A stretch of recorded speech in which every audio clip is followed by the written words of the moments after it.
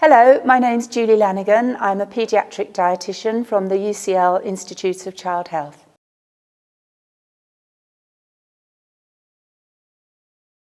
So the difference really is in the protein content and some of the vitamins and minerals. So in cow's milk you have higher protein because it's really designed for a baby cow rather than a baby child. So the fortified milks actually have lower level of protein in, but they also have extra iron and vitamin D, which are some of the nutrients that it's not so easy for young children to find through the diet. Well, protein's a really important nutrient. Children need that for growth and repair, and it also gives them energy to do their day-to-day activities. But we have to get the balance right. If we give them too much protein, then it can actually drive overweight and obesity. So we're concerned about that because this could be fueling overweight and obesity, and this is a big problem. Nowadays, 1 in 3 children will start school already overweight. It's not easy to see, it's not easy for us to recognise. So it's something that we need to be very careful about and make sure there's the right balance of proteins and other macronutrients, so fat, carbohydrate, in the young child's diet.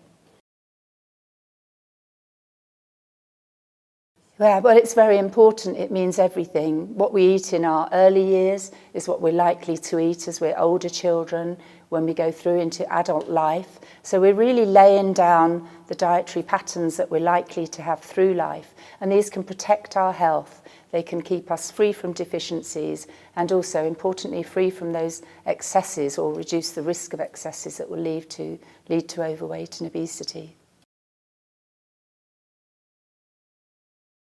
Absolutely, you should be worried because overweight is a big problem around the world and it's linked to many adult diseases and diseases in childhood as well, short-term problems, sleep apnea, problems with joints, problems with stigma. If a child becomes overweight in childhood, they may be bullied at school and this can affect how they perform, how well they do at school.